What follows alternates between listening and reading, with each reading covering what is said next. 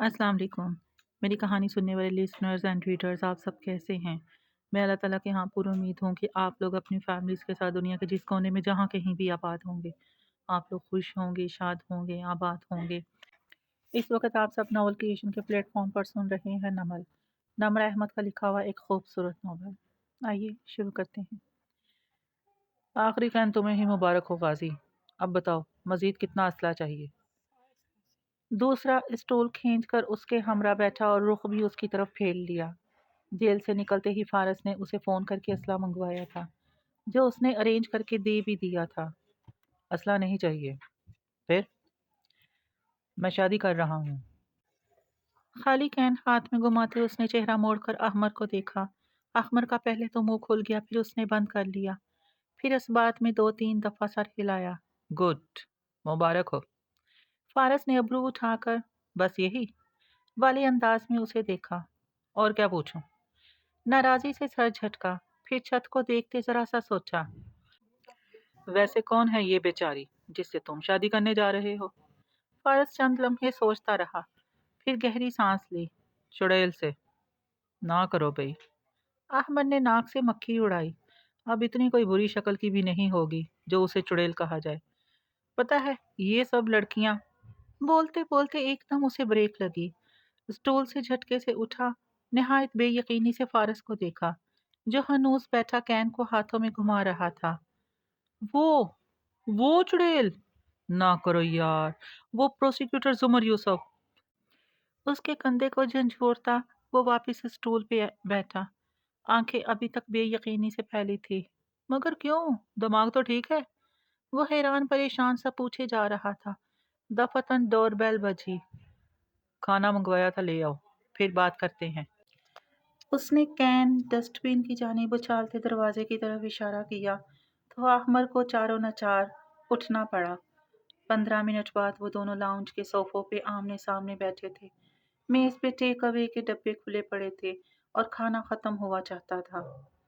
मेरा मशवरा मानो तो फौरन शादी से इनकार कर दो, वरना जो जुमर साहबा तुम्हें बुरा फंसाएंगी ना, याद रखोगे।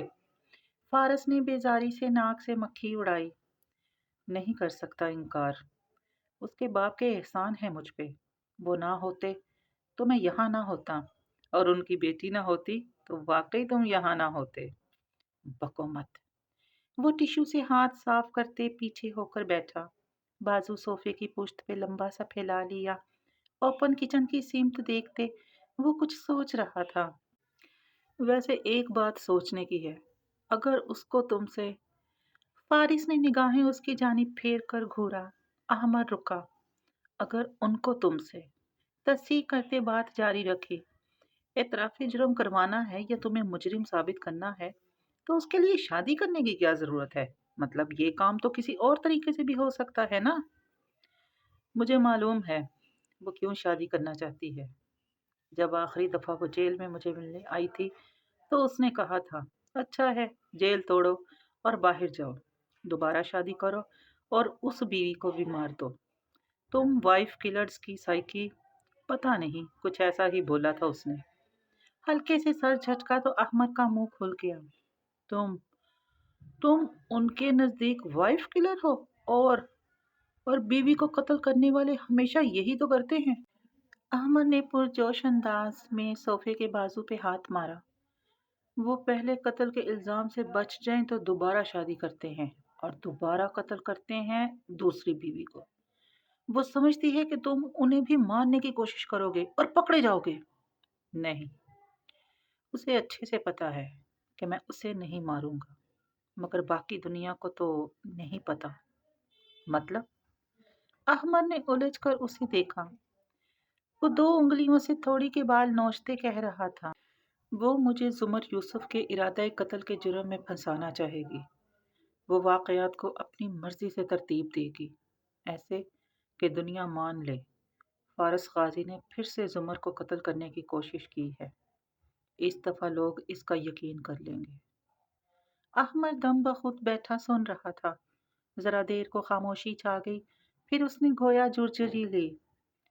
सब कुछ जानते हुए भी तुम उससे शादी कर रहे हो। अभी भी वक्त है यार, उसके बाप को इनकार कर दो। या ये शहर छोड़कर चले जाओ। मगर फारिस ने नफी में सर हिलाया। उसके पास मेरा जुर्म साबित करने का ये आखिरी रास्ता है। मेरे पास अपनी बेगुनाही साबित करने का ये आखिरी रास्ता है। मैं इसको नहीं गंवाऊंगा। वो अपनी पूरी कोशिश कर ले, तब भी मुझे नहीं फंसा पाएगी। पिछली दफ़ा अगर वारिस के कातिल मुझे सेटअप करने में कामयाब हो गए थे, तो वो मेरी गलती थी। वो अंगूठे के नाखून से ठोरी मसलता मेज पे बिखरे डब्बों को देखता कह रहा था, मेरा भाई कत्ल हुआ था, तो मुझे ज्यादा एहतियात करनी चाहिए थी। मगर मुझे लगा था, उसने तलखी से मुस्कुराकर सर झटका, कि मुझे कोई फंसा नहीं सकता। तब तक मैं लोगों को गिरफ्तार करता आया था। कोई मुझे कैसे गिरफ्तार कर सकता था? मगर इस दफ़ा ऐसा नहीं होगा स्टपनी। इस दफ़ा मैं तैयार हूँ। खत्मी संगीन लहजे में कहकर उसे देखा और फिर उठ खड़ा हुआ। अहमर अभी तक फिक्रमंदी से उसे तक रहा था। मैडम, प्रोसिक्यूटर का कसूर नहीं है। फारिस ने अब के नरमी से उसे गोया तसल्ली दी। हाँ, वो तुम्हें फांसी पे भी लटका देगी, तब भी कहना उसका कसूर नहीं है। वो जी जान से जल गया था। ओह, ये मेरा कसूर है। मेरे भाई के दुश्मन और मेरे दुश्मनों ने मेरी वजह से मुझे फंसाने के लिए उसको जख्मी किया। अगर वो मुझे मोर्दे इल्ज़ाम ठहराती है, तो वो गलत नहीं है। चाबी और फ़ोन उठाकर वो राहदारी की जानिब बढ़ गया। मुझे पता है क्या लगता है। अकब से अहमद की आवाज़ पे उसके कदम ठहरे। मुझे लगता है ये सब वो बहाने हैं जो तुमने घड़े हैं। उसके अब्बा के एहसान, अपनी बेगुनाही साबित करने का मौका, उसके दुखों की वजह तुम्हारी ज़ात का होना। ओह, सब बहाने हैं गाजी। वो बिखरे डिब्बे समेटता सर झुकाए कह रहा था। फारिस नहीं मुड़ा, वहीं रुका खड़ा रहा। आंखें बैरूनी दरवाजे पे लगी थी और गर्दन में डूबकर उभरती गिल्टी वाजिया दिखाई दी थी। उसे पता था स्टपनी क्या पकने वाला है। तुम उसे पसंद करते हो और उसे खोना नहीं चाहते, ये पहली वजह है। बाकी वजूहात इसके बाद आती हैं। बको मत। वो बिना पलटे मध्यम आवाज में बोला, तेज कदमों से बाहर निकला और दरवाजा जोरदार ठा से बंद किया। तो डिब्बे इकट्ठे करते अहमर के हाथ से कुछ गिरते गिरते बचा। आउट! उसने खफकी से राहदारी की सिमत देखा। सच बोलने का तो जमाना ही नहीं रहा स्टपनी। हम्म। अहमर नागवारी से तस्वीर करता वो उठ खड़ा हुआ। कितनी अजीब बात है जो ना चाहता था मैं। किस्मत से इस तरह का मुकद्दर मिला मुझे। यूसुफ साहब का बंगला रात के इस पहर खामोश और उदास पड़ा था। लाउंज की खिड़की से अंदर झांको तो सब तारीख था, सिवाय यूसुफ साहब की व्हील चेयर के जिसे वो खुद चलाते। राहदारी की सिमत ले जा रहे थे। सन्नाटे में पहियों की ची ची ने जैसे कोई मध्यम सा नोहा बुलंद किया। फिर इसमें जुमर के कमरे के दरवाजे की चड़चड़ाहट भी शामिल हुई, जिसे धकेल कर वो अंदर दाखिल हुए। वो जाए नमाज पे बैठी तो बट्टा चेहरे के गिर्द लपेटे सलाम फेर चुकी थी और अब दुआ मांगने की बजाय मखमली जाए नमाज पे उंगलियां फेरती कुछ सोच रही थी। आहट पे चौंक कर गर्दन मोड़ी, उन्हें देखकर नरमी से मुस्कुराई और रुख उनकी सिमत फेरते हुए अकड़ू बैठकर घुटनों के गिर्द बाजुओं का हल्का बना लिया। फिर नरमी से पूछा, आप सोए नहीं अभी तक? बड़े अब्बा ने नम आंखों से उसका चेहरा तका। स्याह दुपट्टे के हाले में वो गंदमी चेहरा था। खूबसूरत नहीं थी वो, मगर अच्छी शक्ल की थी। पुरकशिश और कुछ इसका ठंडा पुरसकून अंदाज था जो उसे पुरकशिश बनाता था। वो भिगो भिगो कर और लपेट लपेट कर भी इसी ठंडे अंदाज में मारा करती थी और अपनी नरमी और तलखी के बावजूद वो उनको बहुत प्यारी थी। तुम नाराज हो क्या? उन्होंने उसका सवाल शायद सुना ही नहीं, बस गीली आंखों से देखते अपनी पूछे के। नहीं अब्बा, मैं क्यों नाराज होंगी? तुमने शादी से कहा कि तुम शादी कर लोगी फारिस से, क्या ये नाराजगी में कहा? जुमर की आंखों में किरचियां सी उभरी, मगर वो उनको छुपाकर मुस्कुरा दी। जुमर से कोई जबरदस्ती करवा सकता है क्या? پھر بیٹے تم کیوں شادی کر لو گی اس سے؟ تم انکار کرنا چاہتی ہو تو کر دو، میں ساری بات یہیں ختم کر دوں گا۔ وہ بھی پتہ نہیں کیسے میں مسز کاردار کی وجہ سے وہ سب فارس سے بول گیا۔ شائستگی سے نفی میں سر ہلاتے وہ سخت رنجیدہ و خاطر لگ رہے تھے۔ اس روز جس شادی پہ میں ساتھی لوگوں کے ساتھ گئی تھی نا، ادھر میں نے حماد کو دیکھا، کرن بھی ساتھ تھی اور 2 بچے بھی۔ وہ اداسی سے مسکرا کر کہہ رہی تھی، تب میں نے فیصلہ کر لیا کہ مجھے آگے بڑھنے کی ضرورت ہے، ورنہ میں صرف خود کو اور باقی سب کو نقصان دوں گی۔ اس لیے اب میں اس فیصلے پہ عمل درآمد کرنے جا رہی ہوں تاکہ ہم سب کی زندگی میں بہتری آئے۔ ہم سب اس ناسور سے جان چھڑا لیں جو 4 برس قبل ہماری زندگی میں آیا تھا۔ وہ تو ٹھیک ہے، مگر تم دل سے فارس سے شادی پہ راضی ہو؟ میں اپنی زندگی سے یہ ناسور اکھاڑ پھینکنے کے لیے کسی بھی حد تک جانے کے لیے تیار ہوں ابا۔ فارس سے شادی تو چھوٹی بات ہے، وہ بہت ضبط سے مسکراتی اس کا نام لے کر کہہ رہی تھی۔ اور تم نے اس کی طرف سے اپنا دل صاف کر لیا کیا؟ ان کے چہرے پہ امید جاگی تھی، پھر بھی ڈرتے ڈرتے پوچھا۔ گھٹنوں کے گرد بازو لپیٹے بیٹھی زمر نے سر اثبات میں ہلایا۔ میرے خیالات اس کے بارے میں بالکل کلیئر ہیں، اگر کوئی ابہام تھا بھی تو وہ دور ہو چکا ہے۔ میں اس سے ملی تھی شام میں، ہم دونوں نے اس بارے میں بات کی، اپنی ترجیحات بتائیں، اور وہ میری طرف سے مطمئن تھا۔ جب ہی اس نے رضامندی ظاہر کر دی، میں یہ نہیں کہتی کہ اس کے متعلق میرے دل میں کوئی میل نہیں، کوئی بغض نہیں، مگر اتنا کہوں گی کہ اس شادی کے بعد کم از کم ہم سب سچائی سے واقف ہو جائیں گے۔ اس نے سچ سچ سب بتا دیا، مگر اسے معلوم تھا کہ وہ کیا بول رہی ہے اور ابا کیا سمجھیں گے۔ اچھا، تمہاری بات ہوئی ہے اس سے؟ انہوں نے قدرے تسلی بخش انداز میں سر ہلاتے ہوئے صرف اپنی خواہش کا مطلب سمجھا۔ جی بالکل، اس نے تحمل سے میری فیلنگز سنی اور پھر وہ رضامند ہو گیا، اور اگر وہ راضی ہے تو مجھے بھی کوئی اعتراض نہیں۔ میں اس سے شادی کر کے ایک نئے سفر کا آغاز کرنا چاہوں گی ابا، اور یہی سفر ہم سب کو حقیقت پسند بنائے گا۔ اور پھر وہ نرمی سے مسکرائی۔ بڑے ابا نے بازو بڑھا کر اس کا دوپٹے میں لپٹا سر تھپکا اور ہلکی سی مسکراہٹ اور ڈھیر و سکون کے ساتھ واپس پلٹ گئے۔ جب ان کی ویل چیئر باہر نکل گئی تو زمر کی آنکھوں کی نرمی عجیب سی تکلیف میں بدل گئی۔ وہ سست روی سے اٹھی اور دروازہ بند کیا، پھر دروازے سے کمر لگا کر چند لمحے کھڑی رہی۔ قاتلوں کو ہم اس لیے سزا دیتے ہیں ابا تاکہ وہ مزید معصوم لوگوں کی زندگیوں سے نہ کھیلیں۔ اس شخص نے ہمیشہ انہی کو نقصان دیا ہے جو اس کے لیے اپنائیت رکھتے تھے، اور اب آپ سب اس کے لیے اپنائیت رکھتے ہیں۔ یہ صرف میرے لیے نہیں ابا، یہ ہم سب کے لیے ہے۔ ہمیں فارس غازی نامی ناسور کو اپنی زندگیوں سے اسی طرح نکالنا ہوگا۔ اداسی سے سوچتی وہ دوپٹے کی تہیں چہرے کے گرد سے کھولنے لگی۔ اتنا بھی صبر و شکر کا قائل نہیں یہ دل کہ ہر کیفیت میں آپ کے گن گائے جائے گا۔ اگلی صبح شہر پہ پہلے سے بھی گرم طلوع ہوئی تھی۔ چھوٹا باغیچہ دھوپ میں جھلس رہا تھا، گھاس دہک رہا تھا، پھول جل رہے تھے۔ ایسے میں گھر کے اندر کولر کی ٹھنڈی نم ہوا نے گرمی کو کم کر رکھا تھا، اور وقفے وقفے سے اس کولر سے اڑتے پانی کے چھینٹے کبھی سامنے بیٹھے فارس کو جا چھوتے تو کبھی حنین کو آ لگتے۔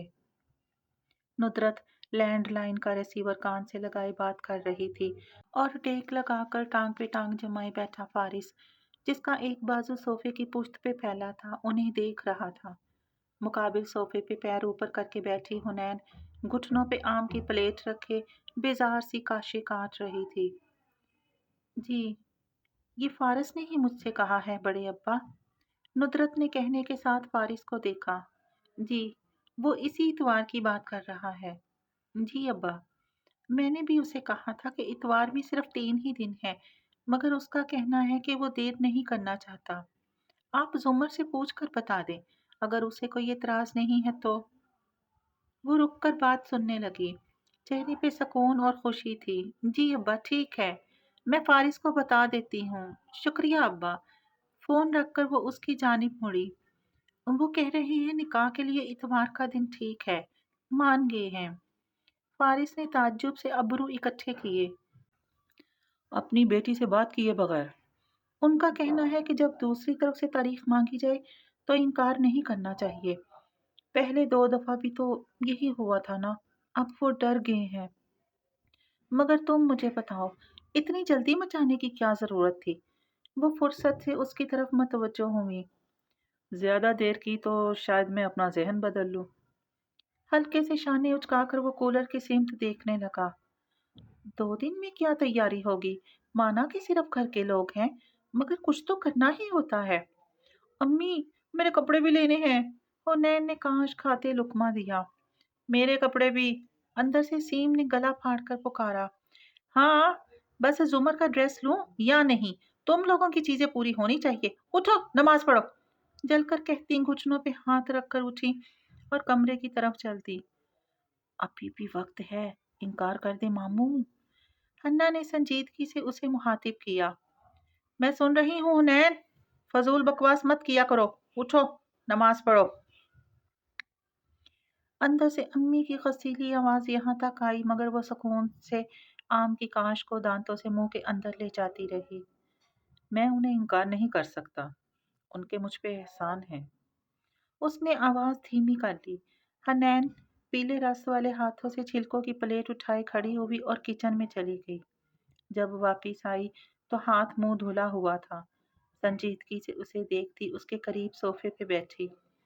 امی سے کہہ دیں، وہ انکار کر دیں گی۔ نیا آئیڈیا پیش کیا۔ کیوں چاہتی ہو میں انکار کروں؟ کیونکہ مجھے یہ سب اچھا نہیں لگ رہا۔ آپ غلطی کرنے جا رہے ہیں، وہ آپ کو پسند نہیں کرتی، کیسے رہیں گے ان کے ساتھ؟ تمہیں لگتا ہے میں بھول گیا ہوں جو انہوں نے میرے ساتھ کیا تھا؟ حنین نے چونک کر اسے دیکھا۔ کیا نہیں بھولے؟ 4 سال۔ فارس نے انگوٹھا اندر کر کے 4 انگلیاں اسے دکھائیں۔ 4 سال اس عورت نے جو میرے ساتھ کیا، مجھے جس طرح ذلیل کیے رکھا، پوری دنیا کے سامنے مجھے قاتل ثابت کرنے کی کوشش کی، میرا ساتھ نہیں دیا، وہ سب بھولا نہیں ہوں میں۔ اور یہ کہتے ہوئے اس کی آنکھوں میں سختی دھر آئی تھی۔ حنین بالکل رک کر اسے دیکھنے لگی، پھر چہرہ نفی میں ہلاتی پیچھے ہٹی۔ تو آپ یہ شادی مجبوری میں زبردستی نہیں کر رہے، آپ ان سے انتقام لینا چاہتے ہیں؟ اس کی آنکھوں میں بے یقینی پھیلی تھی۔ نہیں، صرف یہ دیکھنا چاہتا ہوں کہ وہ کیا چاہتی ہے۔ مگر حنا نے نفی میں گردن ہلائی۔ یو نو وٹ مامو، آپ یہ شادی کر لیں، آپ دونوں ایک دوسرے کو ڈیزرو کرتے ہیں۔ جل کر کہتی وہ اٹھ کھڑی ہوئی۔ فارس ہلکا پھلکا سا مسکرایا، اسے حنا کی بات نے لطف دیا تھا۔ گردن اٹھا کر اسے دیکھا، جو پہلے کی طرح اب اینک نہیں لگاتی تھی۔ اینک والی حنا کہاں گئی؟ اس کے چہرے پہ کچھ کھوجتے وہ جیسے سوچنے لگا۔ آپریٹ کروا لی تھی آنکھیں، اب تو اینک بھول بھال گئی۔ اس نے نظریں چرا لی، ادھر ادھر دیکھنے لگی، پھر دوبارہ اسے دیکھا تو ہنوز پر سوچ نظروں سے اس کا چہرہ تک رہا تھا۔ تم میں کچھ بدل گیا ہے، چند دن لگے تھے مگر اس نے بھی بھانپ لیا تھا۔ اور حنین نے بے اختیار سوچا کہ پچھلے 1.5 برس زیادہ اچھا تھا، جس میں اتنے رشتہ داروں سے میل ملاپ نہیں ہوا، اور کسی نے اس سے یہ بات نہیں کہی جو ان 2.5 ہفتوں میں کئی لوگ کہہ چکے تھے۔ ویسی ہی ہوں، اتنا ہی کھاتی ہوں، اتنا ہی بولتی ہوں، آپ بات کو بدلنے کی کوشش نہ کریں۔ خفگی سے کہتے اس نے ریموٹ اٹھایا ہی تھا کہ اندر سے امی کی چنگار سنائی دی۔ سیم، حنین، میں جوتا اتاروں گی تو تم لوگ اٹھو گے نماز کے لیے؟ حنین نے پیر پٹک کر ریموٹ رکھا اور غصے سے بڑبڑائی۔ پتہ نہیں ان زبردستی کی نمازوں کا کیا فائدہ، اور سر جھٹک کر کمرے کی طرف چلی گئی۔ فارس ٹی وی کی اسکرین کو دیکھتا کچھ سوچتا رہا۔ ایک شکست کے بدلے مجھ کو سب کے سب الزام نہ دیں، کچھ تیری بات ہے سچی، لیکن پوری ٹھیک نہیں۔ اگلی صبح قصر قاردار پہ سنہرے پر پھیلائے یوں روشن ہوئی کہ برآمدے کے اونچے سفید ستون سونے کی مانند چمکنے لگے۔ ایسے ہی ایک ستون کے ساتھ ہاشم موبائل پہ بٹن دباتا چلا آ رہا تھا۔ گرے پن سٹرائپ سوٹ میں ملبوس، بال جیل سے پیچھے کیے، وہ آفس کے لیے تیار تھا۔ ساتھ چلتی جواہرات نے مسکرا کر اسے دیکھا۔ وہ کوئی میسج ٹائپ کرتے آفس دینے پہ رکا تھا۔ نیچے سبزہ زار پہ کار تیار کھڑی تھی۔ ایک ملازم نے بریف کیس اندر رکھ دیا تھا، دوسرا دروازہ کھولے کھڑا تھا۔ پیغام بھیج کر اس نے مسکرا کر ماں کو دیکھا۔ آپ آرام سے آئیں گی آفس؟ ہوں، 10 بجے تک۔ شیرو کو لے کر آئیے گا۔ میں فون کی بجتی گھنٹی پہ وہ رکا، 1 منٹ کا اشارہ کیا اور فون کان سے لگایا۔ ہاں بولو۔ اچھا، ہاں ٹھیک ہے، تم میری این جی او کو دے دو کام، وہ سنبھال لے گی۔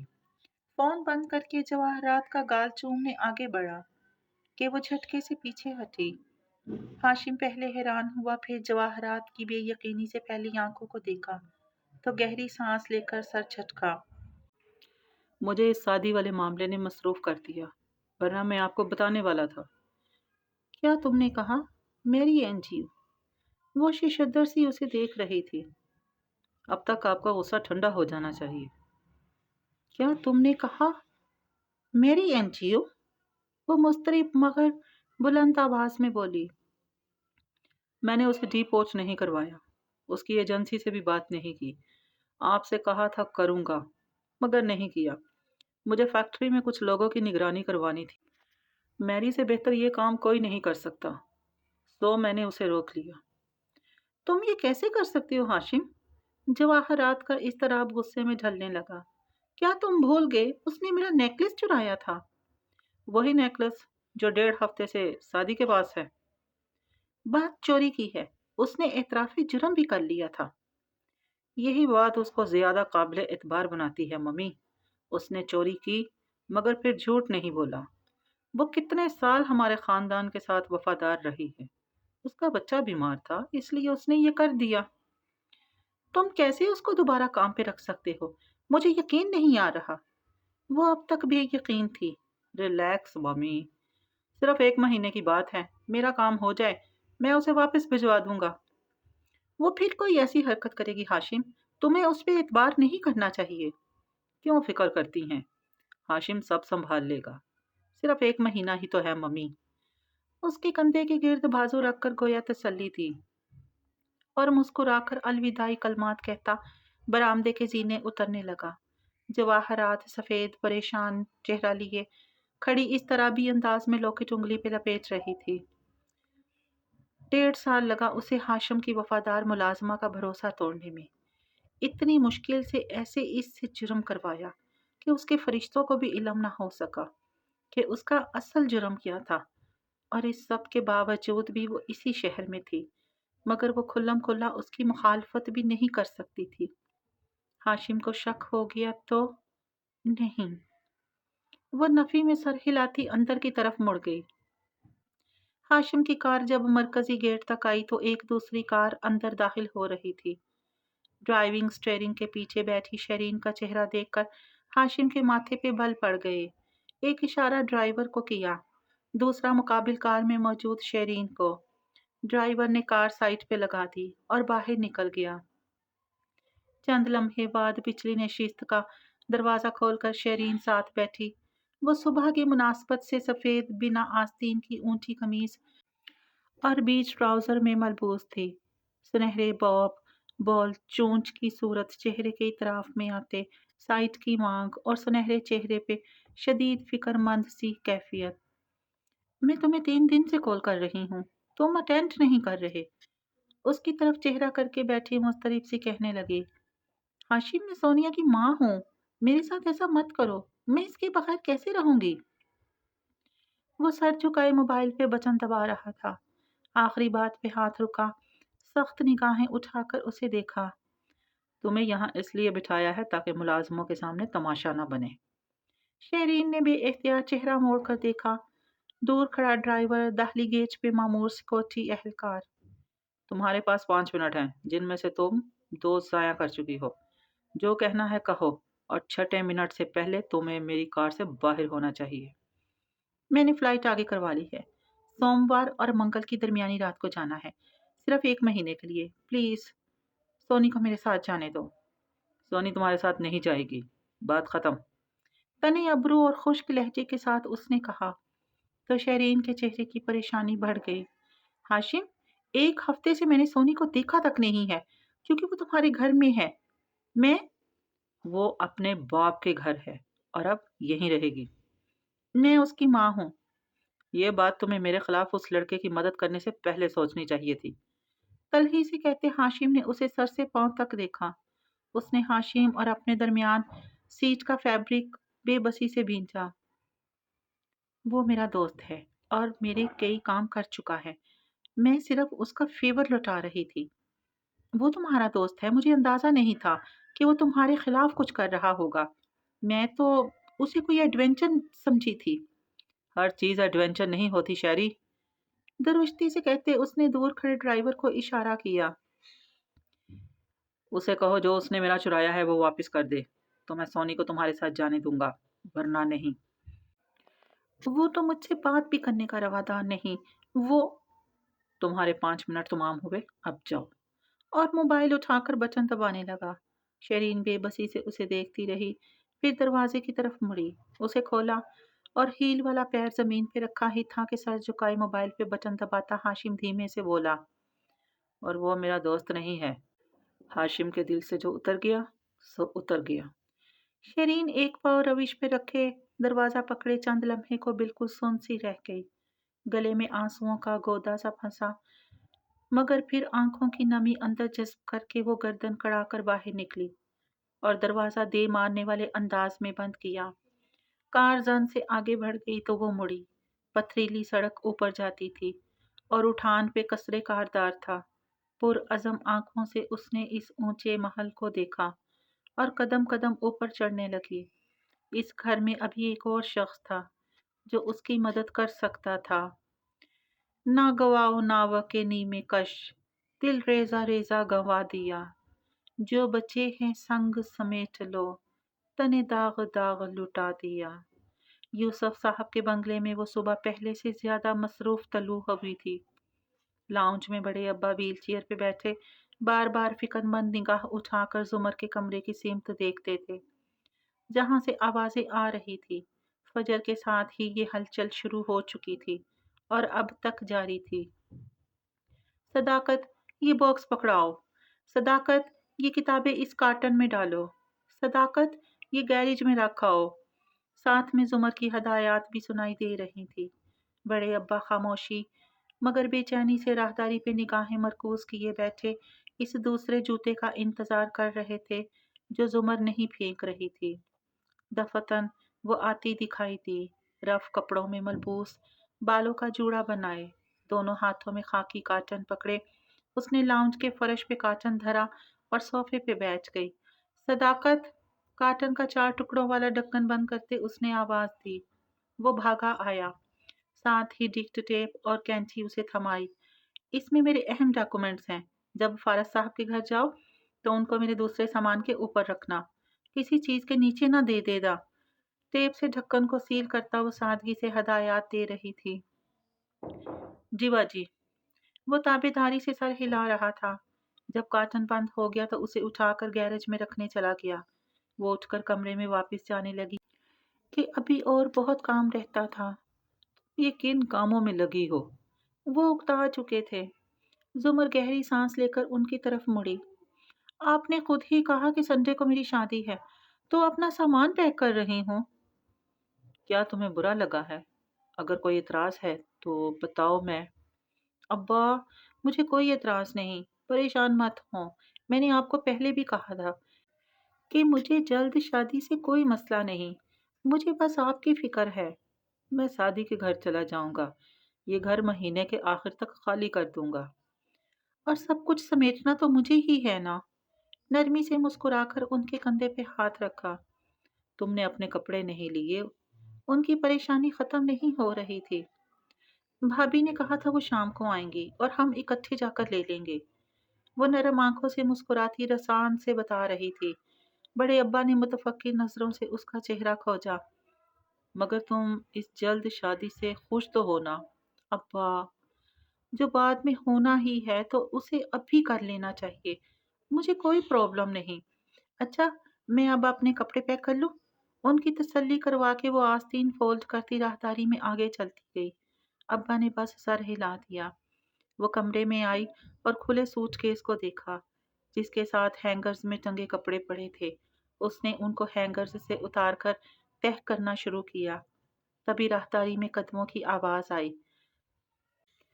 सदाकत, ये जो चोपर्स हैं इनको, मसरूफ अंदाज में कहते हुए उसने सर उठाया तो यकदम मुंजमद हो गई।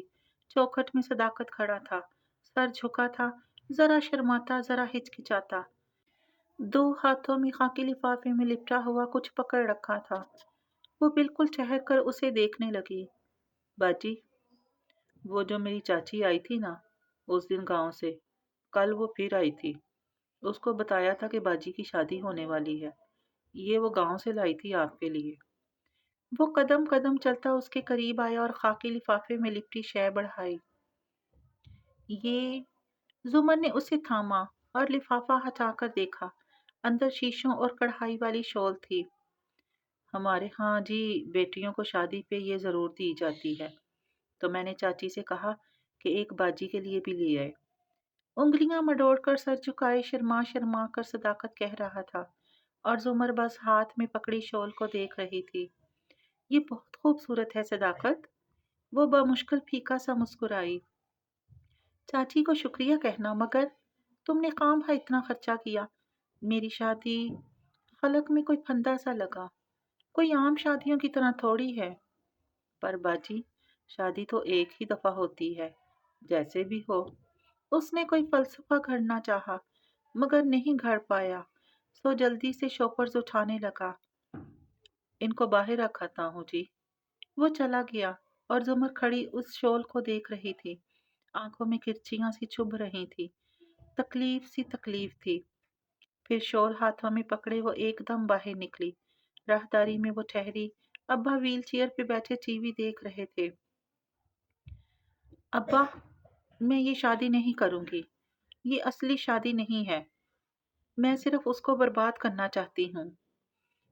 वो इतना हल्का बुड़बुड़ाई के खुद को भी सुनाई ना दिया। अब्बा तो काफी दूर थे। फिर यकायक उन्होंने गर्दन मोड़ी तो देखा वो राहदारी में खड़ी, पैकेट हाथों में पकड़े, उन्हें देखे जा रही है। कोई बात है जुमर? वो, जी। मैं सर हिलाती करीब आई। उनके बिल्कुल मुकाबिल आ खड़ी हुई। कहने के लिए होंठ खोले, फिर बंद कर दिए। अभी फारिस का फोन आया था। वो उसे खामोश देखकर खुद ही बताने लगे। उसने कहा कि कारदार खानदान में से किसी को शादी पे ना बुलाया जाए। गो के मैं मिसेस कारदार को मद्दू करना चाहता था, मगर मैंने फिर भी फारिस की बात मान ली। वो समझदार है, कुछ सोच कर कह रहा होगा। आपने वजह नहीं पूछी? जुमर के चेहरे की फिक्रमंदी और बेचैनी अब कतरे ठंडे तासुरात में ढलने लगी थी। कोई भी वजह हो, मुझे फारस पे भरोसा है। वो गलत फैसला करके मुझे मायूस नहीं करेगा। तुम कुछ कह रही थी? उन्हें दोबारा ख्याल आया कि वो इधर क्यों आ खड़ी हुई।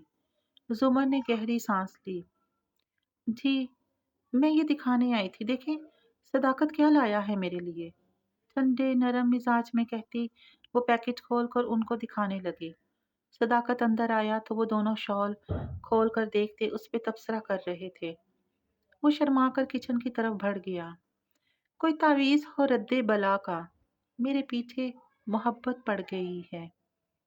शेरीन चिंगम चबाती, आंखों पे डार्क ग्लासेस लगाए, गर्दन कड़ाकर चलती कसरे कारदार में दाखिल हुई तो सामने लाउंज की ऊंची कुर्सी पे जवाहरात को बैठे देखा, जो मलका की शान से विराजमान घुटनों पे रखा अखबार खोले देख रही थी।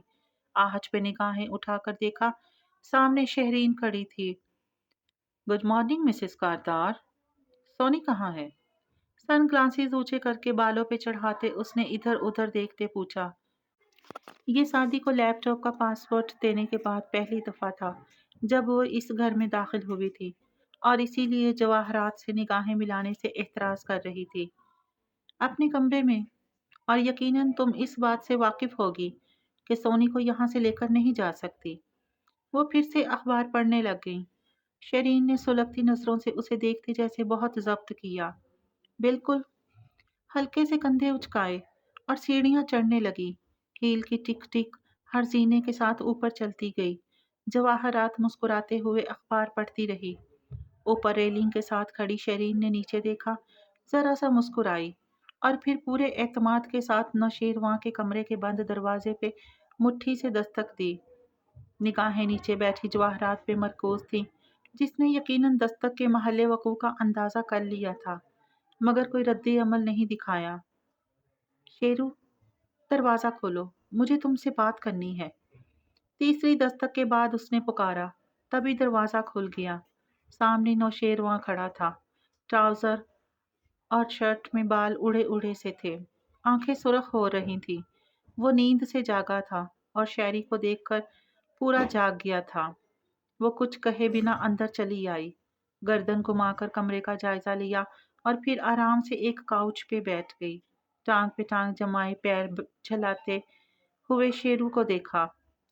फ्रेश होकर आ जाओ, हमें बात करनी है।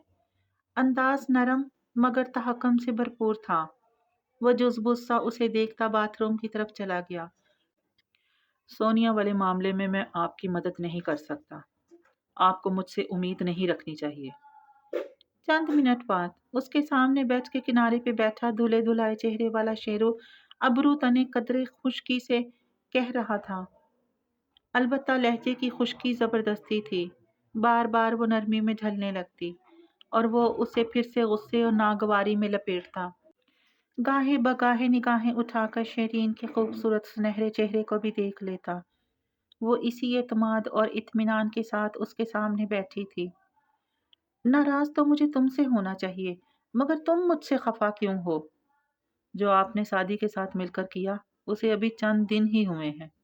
उखड़े उखड़े लहजे में कहते वो इधर उधर देख रहा था। तुम इस किस्म के इंसान तो नहीं थे शेरू कि शेरी की कोई बात ही ना सुनो। मैं हाशिम को असल वजह ना बताऊं, मगर तुम्हें इतना तो मालूम होना चाहिए कि तुम्हारे पूछने पे मैं जरूर बताती। असल वजह? शेरू ने चौंक कर उसे देखा। शरीन की आंखों में अफसोस उतरा।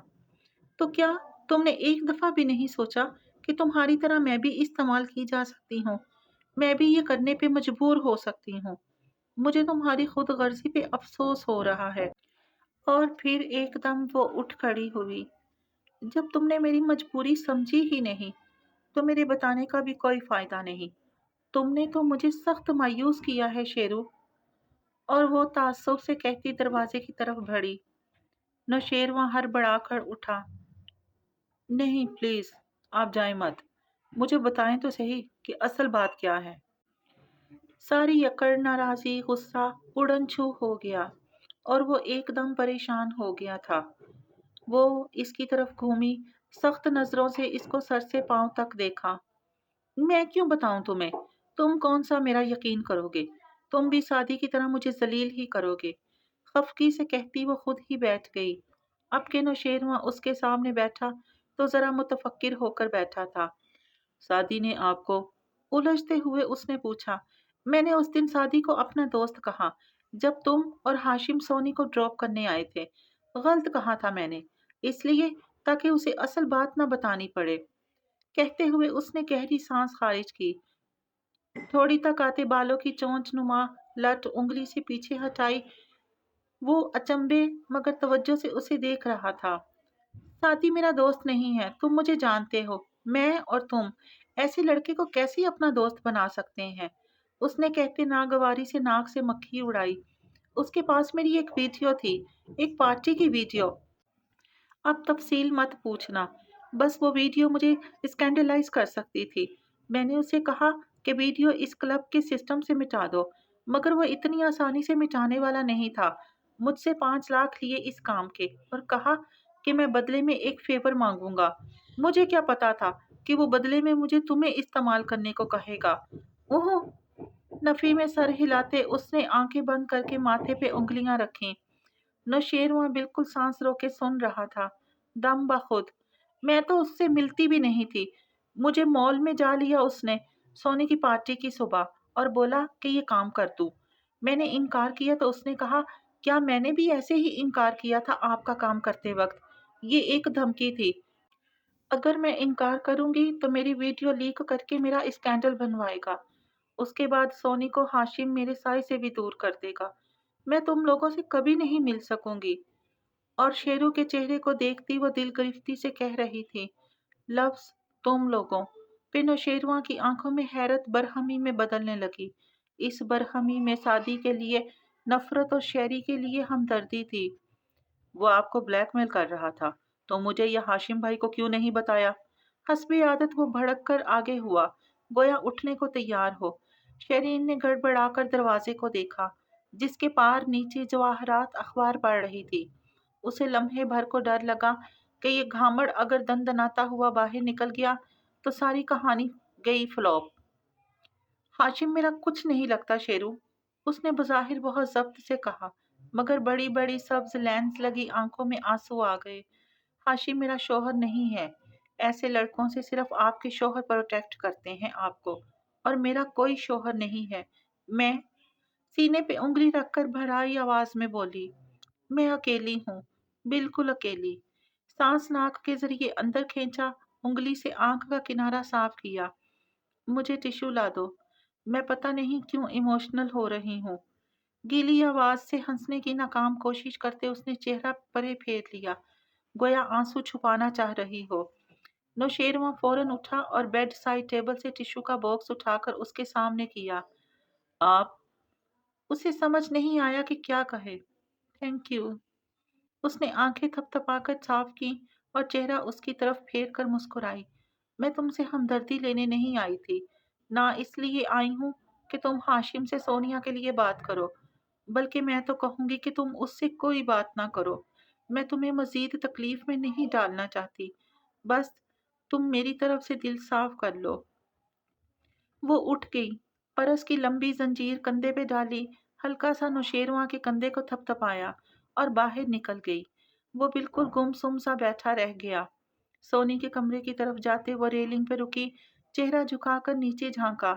जवाहरात अब उधर नहीं थी। वो मुस्कुराई और पूरे करोफर और उठी गर्दन के साथ आगे बढ़ गई। कातिल से इश्क भी, मकतूल से हमदर्दी भी। तू भला किससे मोहब्बत की जजा मांगेगा? हाशिम कारदार के ऑफिस में एसी की खुनगी और ठंड फैली थी, और वो कोच में मलबूस पावर सीट पे विराजमान, मोबाइल कान से लगाए सामने रखी फाइल के सफ़े पलटाते कह रहा था, बड़े हो जाओ शेरू, वो झूठ बोल रही है, बकवास कर रही है। उकता कर उसने शेरू की कहानी दरमियान से काटी। वो उसकी टांग जितना लड़का उसे ब्लैकमेल करेगा। 5 साल गुजारे हैं मैंने उस औरत के साथ। यही गई होगी अपने मसले उसके पास लेकर, मगर भाई वो सादी है ही। नौशेरवां, जिसकी शेरीन के लिए नरम आवाज सादी के नाम पे बरहमी से कांपने लगती, ने मजीद कुछ कहना चाहा, मगर हाशिम मसरूफ था और बेजार भी। सादी को मैं संभाल लूंगा, तुम बस शहरी से दूर रहो। मगर आप सोनिया को? वो तुम्हें दूसरी दफा बेवकूफ बना रही है शेरू। पहली दफा उस पे लानत, दूसरी दफा तुम पे। लहजे में बेजारी और गुस्सा दर आने लगा। और अब तुम अगले आधे घंटे में मुझे ऑफिस में नजर आओ। मोबाइल बंद करके मेज पे डाला और खफकी से मुंह में कुछ बुड़बुड़ाते कलमदान से कलम निकाल कर कागजात पे दस्तखत करने लगा। काम खत्म करके फाइल बंद की और इंटरकॉम उठाया। हलीमा, खाबर ऑफिस में है? जी, वो शायद निचले फ्लोर पे हैं, उसे मेरे पास भेजो। रिसीवर रखते रखते वो रुका। वो इस लड़के सादी यूसुफ का कोई फोन आया? सर, मैंने 2 दिन पहले दोबारा उनको कॉल की थी। उन्होंने कहा कि अगले हफ्ते आएंगे वो। दिन नहीं बताया। मैं इनको कॉल करूं? ओह, बहुत करेगा। बहरहाल, जब कहे वक्त और दिन मत देखना, उसे आने का कह देना। रिसीवर रखकर उसने टेक लगा ली और कुछ सोचते हुए ऊपर छत को देखने लगा। खावर अंदर दाखिल हुआ तो वो सीधा हुआ, संजीदा ठंडे तासरात से उसे देखा। वो स्याह कोट और पैंट में मलबूस, ऊंचा लंबा सा था, टाई नहीं बांधता था। बाल और मूछें दोनों स्याह थी, रंगत सांवली और नक्श मुतनासिब थे। ہاتھ باندھے سنجیدگی سے چلتا وہ سامنے آیا۔ وہ ملا جو میں نے تلاش کرنے کے لیے کہا تھا۔ خاور کی آنکھوں میں مایوسی در آئی، نفی میں گردن ہلائی۔ نو سر، ابھی تک تو اس لڑکے کے بارے میں کوئی ڈرٹ نہیں ملا۔ ہاشم قدرے برہمی سے آگے کو ہوا۔ تو تم اتنے دنوں سے کیا کر رہے ہو؟ وہ کچھ دنوں بعد میرے سامنے ادھر کھڑا ہوگا، اور اگر میرے پاس کوئی لیوریج ہی نہیں ہوگا اس کے خلاف، تو میں اسے کیسے سنبھال لوں گا؟ سر، میں نے پوری کوشش کی، مگر وہ ہر طرح سے صاف ہے۔ اپنے خاندان کا وہ فیورٹ ہے، تو دوستوں کا آئیڈیل۔ کسی کو کوئی کام ہو تو سادی یوسف ہے نا، وہ ناگواری سے کہہ رہا تھا۔ محلے کا چوکیدار رکھنا ہو یا گلی میں اسپیڈ بریکر بنوانا ہو، ہمسایوں کے لڑکے فوراً اسی کے پاس جاتے ہیں۔ بہترین اسٹوڈنٹ اور جاب پہ ایک ایماندار اور محنتی امپلائی۔ اس کا کوئی ڈرٹی سیکرٹ نہیں ملا مجھے۔ وہ لڑکا گویا فرشتہ ہے۔ ہاشم ہلکا سا مسکرایا، سرد تلخ سی مسکراہٹ۔ نفی میں سر ہلایا اور میز پہ رکھا پین انگلیوں میں گھماتے بولا، میں تمہیں بتاؤں خاور، کوئی بھی فرشتہ نہیں ہوتا، سب کے راز ہوتے ہیں۔ تم نے درست جگہ نہیں دیکھا ہوگا۔ خاور ایک دم چونک کر اسے دیکھنے لگا، آنکھیں سکیڑے کچھ سوچا۔ آپ ٹھیک کہہ رہے ہیں، ایک جگہ میں نے واقعی نہیں دیکھا۔ پھر سوچتے سوچتے اس بات میں سر ہلایا، بالکل، وہ فرشتہ نہیں ہے۔ مجھے ایک دن دیں، اس کی انسانیت دکھاتا ہوں آپ کو۔ ہاشم نے مسکرا کر اس بات میں سر ہلایا اور خاور عجلت میں باہر نکل گیا۔ ہاشم نے گہری سانس لے کر خود کو بہتر محسوس کیا، پھر موبائل اٹھایا اور زمر کا نمبر ملا کر کان سے لگایا۔ سیٹ کی پشت سے ٹیک لگائے وہ اب لبوں میں کوئی دھن گنگناتے چھت کو مسکراتے ہوئے دیکھ رہا تھا۔ میں تو اس واسطے چپ ہوں کہ تماشا نہ بنے۔ تو سمجھتا ہے مجھے تجھ سے گلا کچھ بھی نہیں۔ مال میں دوپہر کی نسبت سے رش تھا۔ مطمئن خوش باش مصروف لوگ اوپر نیچے آگے پیچھے آ جا رہے تھے۔ ایسے میں دکانوں کی قطار کے سامنے راہداری میں حنین اور سیم بھی چل رہے تھے۔ ایک شاپ کے سامنے وہ رکے، حنا سیم کی جانب گھومی، شرارتی چمکدار آنکھوں سے اسے دیکھا۔ اے موٹے آلو، ونڈو شاپنگ کے دو اصولیات ہیں۔ گھنگریالے بالوں والے دبلے پتلے اور لمبے لڑکے نے جھٹ اس بات میں سر ہلایا۔ بالکل، تم ہر چیز مجھے دکھا دکھا کر کہو گی سیم یہ لے لو، اور میں بگڑے بچوں کی طرح نہیں کرتا آگے بڑھ جاؤں گا۔ گڈ، وہ مسکرائی، پھر اس کی کوہنی میں بازو ڈالے شاپ میں داخل ہوئی۔ قدم بقدم دونوں ریکس کی جانب آئے۔ حنین نے مختلف کیپس سیم کو دکھانی شروع کی۔ سیم، بچے دیکھو یہ آپ پہ کتنی پیاری لگے گی۔ وہ بگڑے انداز میں نفی میں سر ہلاتے بولا، نہیں ماما، مجھے یہ نہیں چاہیے۔ ماما؟ اس نے تل ملا کر ادھر ادھر دیکھا، سب سیلز مین انہیں ہی دیکھ رہے تھے۔ سیم جان، وہ جبرن مسکرا کر پیار سے بولی، بہیو یور سیلف، ورنہ ابھی آپ کی پاپا کو شکایت لگاتی ہوں۔ مگر ماما، پاپا تو کئی سال سے اوپر ہیں، اکاؤنٹنگ میں، حساب کتاب میں۔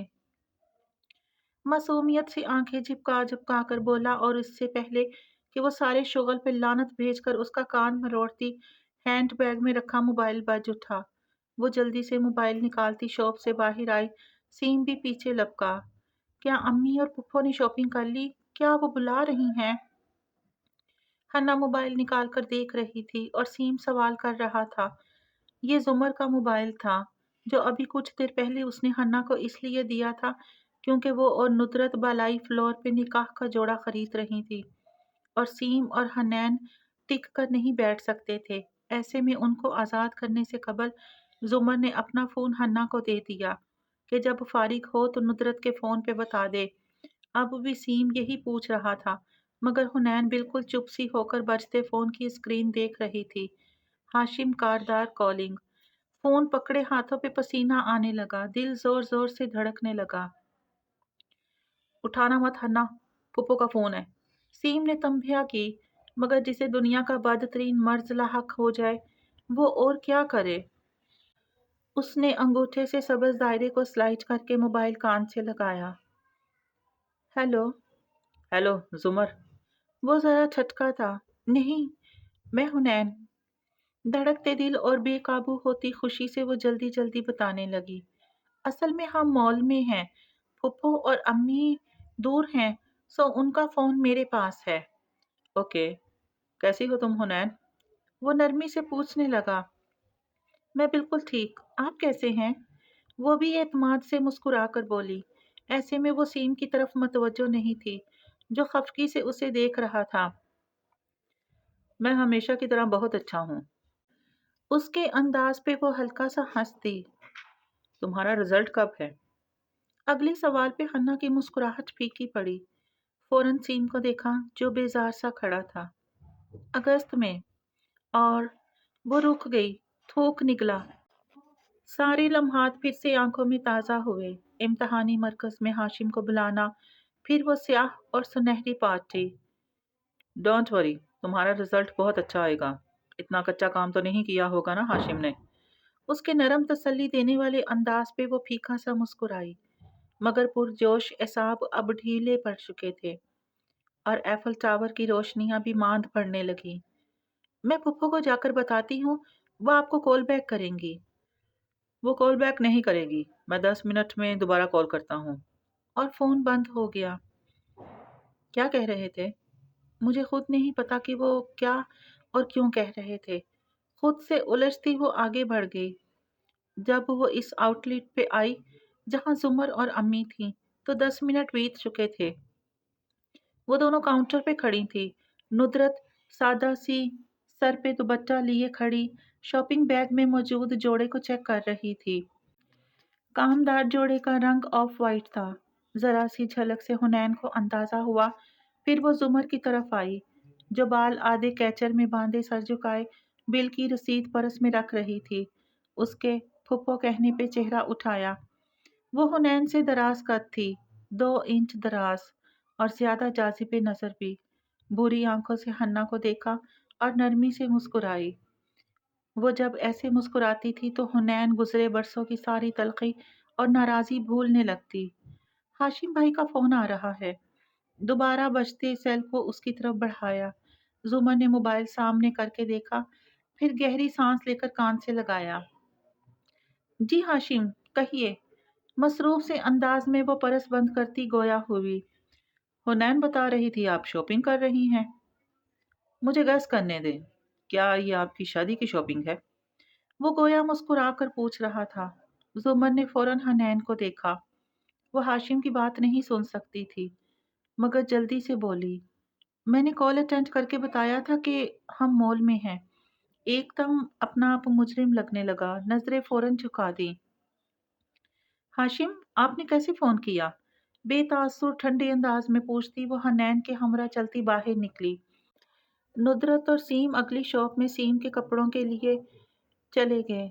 नुदरत ने हन्ना को भी आवाज दी, मगर वो वहीं खड़ी रही। आपको शादी की मुबारकबाद देने। 1 मिनट।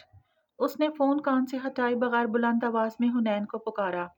हन्ना, अगर ये साहब अगले 5 मिनट तक फोन बंद ना करें तो तुम ऊंची आवाज में मुझे पुकार कर कहना कि भाभी मुझे बुला रही है। ओके? जी हाशिम, आप क्या कह रहे थे? रसान से कहती वो इसकी तरफ मतवज्जो हुई। हन्ना का तो मुंह ही खुल गया। वो जवाब में जोर से हंसा था। मैं ये कह रहा था कि अगर आपको इस रोज वो गोलियां मैंने मारी होती तो क्या आप मुझसे भी शादी कर लेती? वो महफूज अंदाज में पूछ रहा था। नहीं, मैं आपको कत्ल करना पसंद करती, मगर 1000 हिस्सों में। फिर फारस को 1000 हिस्सों में क्यों नहीं मारा? वो मजा लेते हुए वो मुहातिब था। 4 साल चुप क्यों रही? अच्छा इंसान बुरा करे तो खामोशी बेहतर है, लेकिन आप जैसा बुरा इंसान अगर बुरा करे तो खामोश नहीं रहना चाहिए मुझे। वो जवाब में फिर से हंस दिया। जुमर और हन्ना हनूज साथ साथ गैलरी में चल रही थी। हन्ना के कान इधर ही लगे थे। और इस बुरे इंसान को शादी पे नहीं बुलाया आपने? ये सवाल आप अपने कज़न से करें, ये फैसले उनके हैं। जुमर, अब के वो संजीदा होते हुए बोला, आप गलती कर रही हैं। उससे शादी नहीं करनी चाहिए आपको। ये मेरा ज़ाती मामला है हाशिम। آپ نے اس کو ذاتی نہیں رہنے دیا جب اسے میری ممی سے ڈسکس کیا؟ زمر نے تکان سے گہری سانس بھری۔ آپ کیا چاہتے ہیں؟ میں آپ کو یہ سمجھانا چاہتا ہوں کہ فارس آپ کے قابل نہیں ہے۔ اس کا جرم بھول بھی جائیں تو اس کی اکڑ طبیعت، غصہ، لاپرواہی، وہ آپ کی ٹائپ کا آدمی نہیں ہے۔ قدرے توقف کے بعد اس نے گویا زمر کو پکارا۔ کیا سوچ رہی ہیں؟ اوہ، آپ بالکل بھی نہیں جاننا چاہیں گے جو میں سوچ رہی ہوں۔ اس کے انداز پہ ہنّا نے گردن موڑ کر اسے دیکھا۔ وہ دونوں ایک شاپ کے باہر کھڑی ہو گئی تھی اور زمر ایک ہاتھ میں شاپنگ بیگ پکڑے، دوسرے سے موبائل کو کان سے لگائے بہت سکون سے کہہ رہی تھی۔ مثلاً کیا؟ میں یہ سوچ رہی ہوں ہاشم کہ مسئلہ میں نہیں ہوں، مسئلہ فارس ہے۔ میں یہ سوچ رہی ہوں کہ آپ کو فارس کی ہر بیوی چبھتی ہے۔ وہ جب بھی شادی کرے گا آپ کو اچھا نہیں لگے گا۔ میں یہ سوچ رہی ہوں کہ بطور ایک فرسٹ کزن آپ کا اس سے انکہا لا شعوری سا مقابلہ ہے، موازنہ ہے۔ میں یہ سوچ رہی ہوں کہ زرتاشا کی شادی کے روز بھی جب آپ اسٹیج پہ آئے تھے اور میں وہاں تھی اور فارس وہاں نہیں تھا، تب آپ نے زرتاشا سے بھی اس کے غصے اور اکھڑ پن کا تذکرہ کیا تھا، جس کی وجہ سے دلہن کا چہرہ بجھ گیا تھا۔ میں یہ بھی سوچ رہی ہوں ہاشم کہ آپ یہ جان بوجھ کر نہیں کرتے، لاشعوری طور پر تب کرتے ہیں جب آپ کو اپنی شادی کی ناکامی یاد آتی ہے۔ سو مسئلہ میں نہیں ہوں، مسئلہ فارس ہے۔ حنین بس اس کو دیکھے جا رہی تھی، سانس روکے شوکڈ، اور دوسری جانب ہاشم خاموش ہو گیا تھا۔ ویل، آپ نے کافی سخت باتیں کہہ دی۔ جب وہ بولا تو آواز مدھم مگر بجھی ہوئی تھی۔ میں معذرت نہیں کروں گی۔ اگر آپ میری ذاتیات میں دخل دیں گے تو پھر اپنی ذاتیات کے بارے میں بھی آپ کو سننا پڑے گا۔ نرمی سے کہہ کر اس نے ابرو اٹھا کر حنین کو دیکھا۔ وہ گڑبڑا کر اونچا سا بولی، پھپھا امی بلا رہی ہیں، کہہ کر خوب شرمندہ ہوئی۔ آپ نے سن لیا، مجھے جانا ہے، اور موبائل بند کرتے ہوئے ادھر ادھر دیکھا۔ بھابھی کدھر رہ گئی؟ عام سا انداز جیسے کوئی بات ہی نہ ہوئی ہو۔ حنین بالکل چپ رہ گئی اور وہ تب تک نہیں بولی جب تک وہ چاروں شاپنگ سمیت اوپر فوڈ کورٹ میں ایک ٹیبل پہ بیٹھ نہیں گئی۔ زمر ندرت سے ان کے ریسٹورنٹ کے حوالے سے باتیں کرنے لگی۔ وہ ریسٹورنٹ ان دنوں بنا تھا جب زمر ان سے قطعی تعلق تھے، مگر خون کے رشتے صلح کے بعد پرانی باتوں کا ذکر نہیں چھیڑا کرتے۔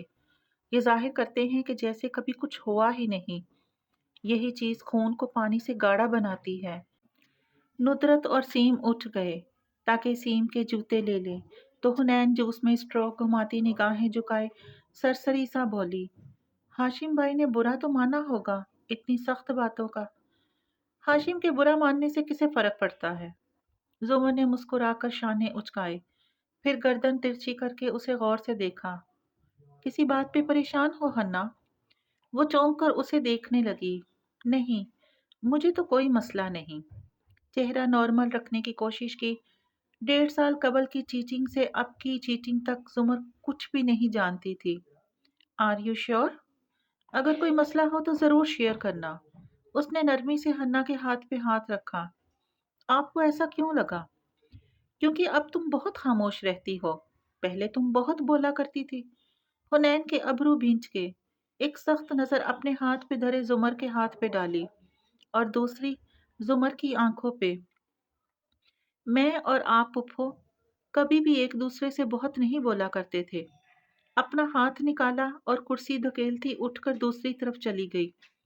زمر گہری سانس لے کر اسے جاتے دیکھتی رہی، اور خون کی سب سے بڑی خوبی اور خامی یہی ہے کہ اگر اسے باہر کی ہوا لگ جائے تو وہ جم جاتا ہے۔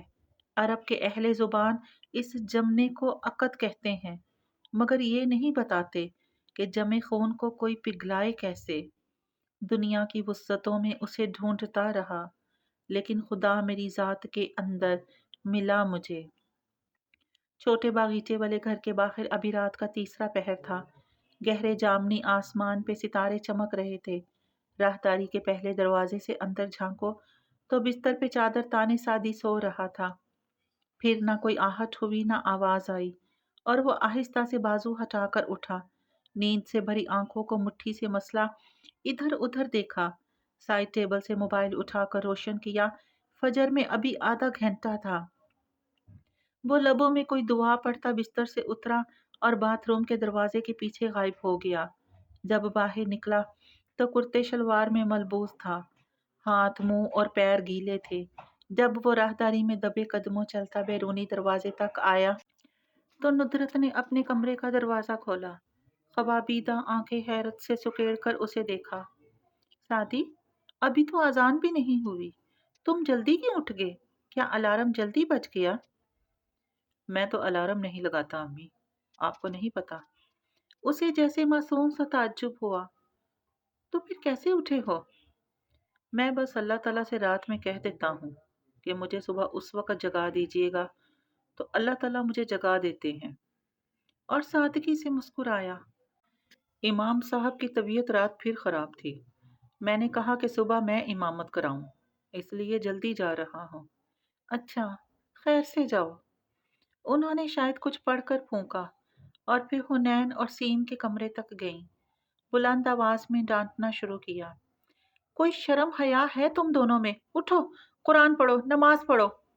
सादी बाहर निकल आया तो आवाजें दम तोड़ गई।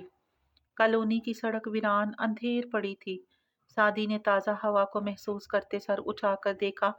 जमीन वालों को आसमान पे तारे जगमगाते दिखाई दे रहे थे और आसमान वालों को जमीन पे कुरान पढ़ने वालों के घर चमकते दिखाई दे रहे थे।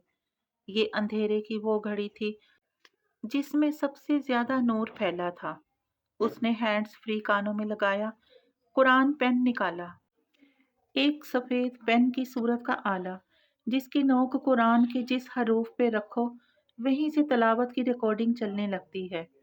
और सूरतों का कार्ड निकालकर तमाम सूरतों के नामों पे सोचती नजर डाली। अपने रोज के फजर के कुरान में वो सूरत गाफिर पे था। अब असूलन इससे अगली सूरत पढ़नी थी, मगर वो सोचता रहा। फिर आदतन अपनी पसंदीदा सूरह नमल पे कलम की नोक रख दी। सर उठाकर अबरू इकट्ठे किए, बेबसी से आसमान को देखा।